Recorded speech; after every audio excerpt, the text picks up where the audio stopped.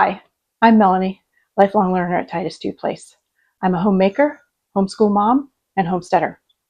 With over 25 years under my belt of experience as a homeschooling mom, I've learned there are a few things I can do each summer to make the best use of this time. So now I'm going to share some of those things with you. We've pretty much always continued school throughout the summer.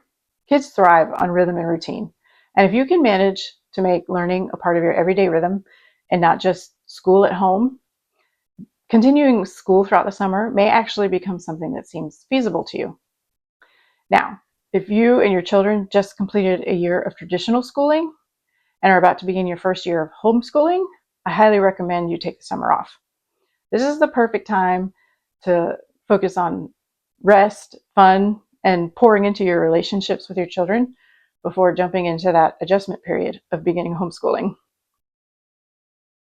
If you just feel burnt out from homeschooling last year, take the summer off.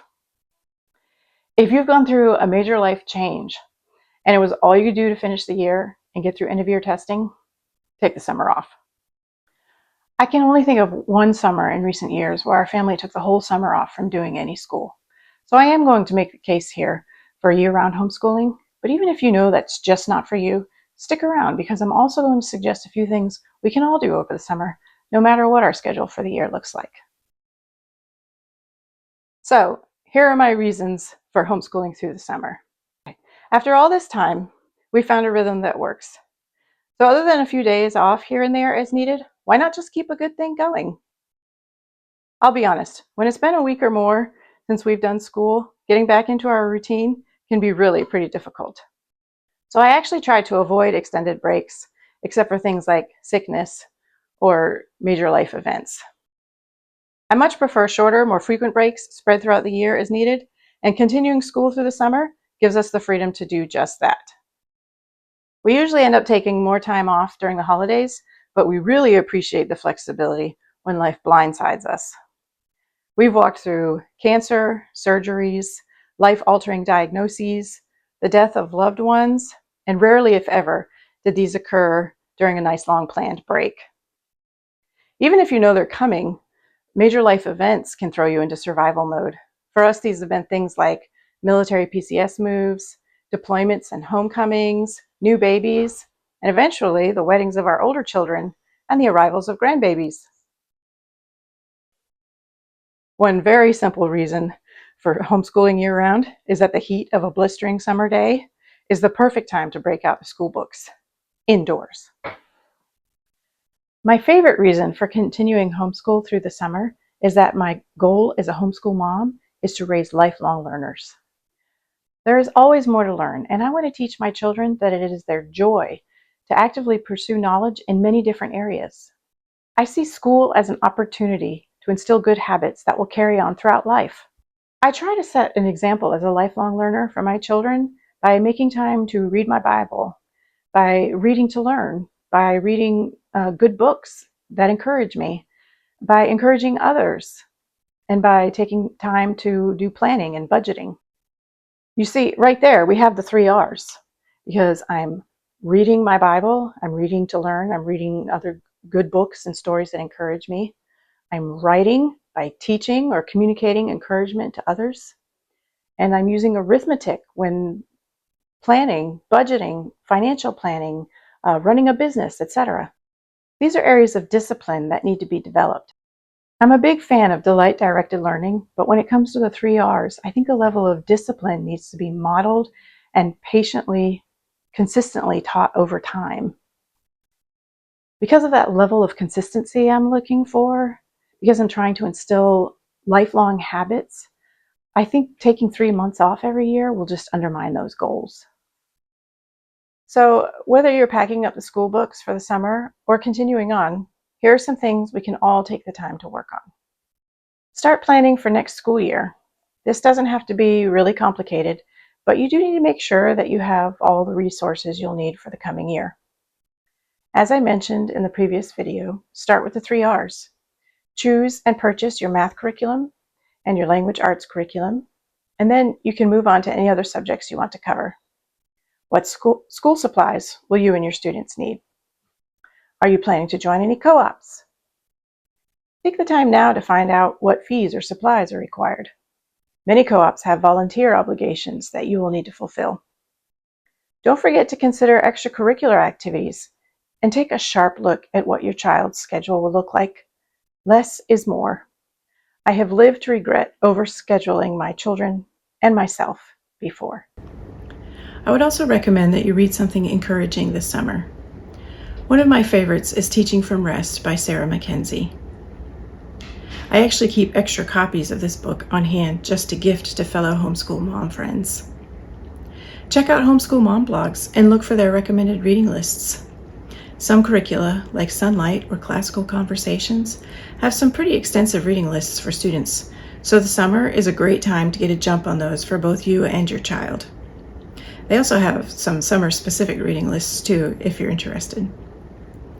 Whether you spend any time on the 3 R's this summer or not, take some time every day to read aloud to your children, no matter their ages. Reading good books together as a family has a profound impact on you and your child. Some of our favorites that our family has enjoyed together are the Little House series by Laura Ingalls Wilder, the Chronicles of Narnia by C.S. Lewis, the Hobbit and the Trilogy of the Ring by J.R.R. Tolkien, the Green Ember series by S.D. Smith, the Little Britches series by Ralph Moody, the Mysterious Benedict Society books by Trenton Stewart, Two Mighty Rivers, Son of Pocahontas by Mari Haynes. That's actually a sequel. It follows the book called Pocahontas by Mari Haynes. They're both excellent, but we really loved Two Mighty Rivers, Son of Pocahontas. The Story of the Trapp Family Singers by Maria von Trapp.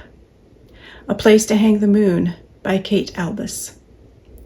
The Boy Who Harnessed the Wind by William Kamkwamba. That one is an excellent science book if you have someone interested in science. My Side of the Mountain by Jean Craighead George. If you have one who loves the woods and survivalism, that's definitely a must-read.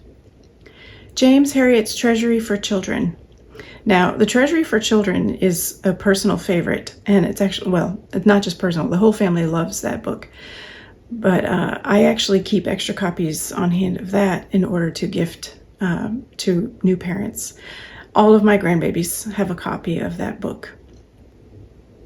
James Herriot has a series starting with All Creatures Great and Small. And if you, Mom, are looking for something just wholesome and encouraging and sweet to read, I would definitely read that entire series, starting with All Creatures Great and Small by James Herriot.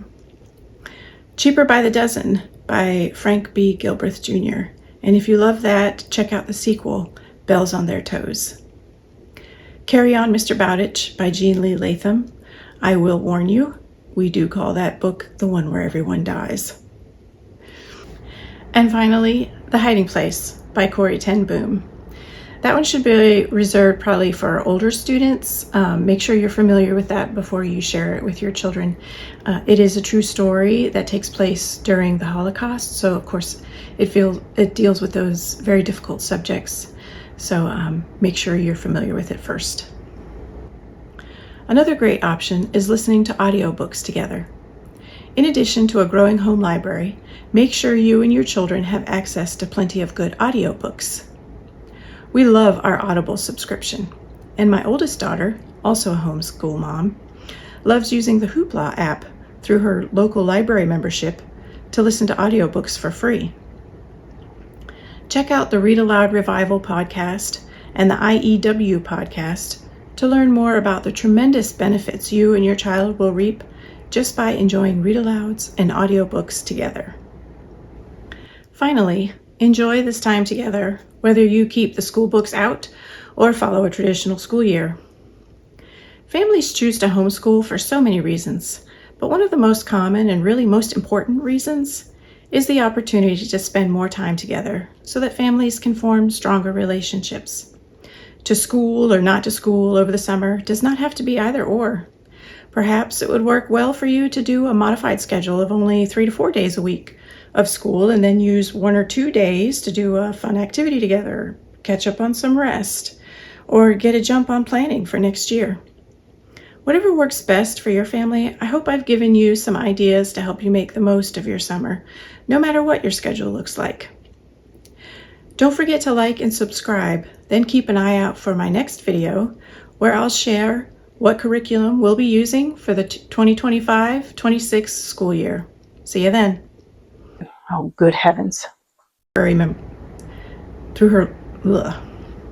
Blah, blah, blah, blah, blah, blah. Don't put that in a video.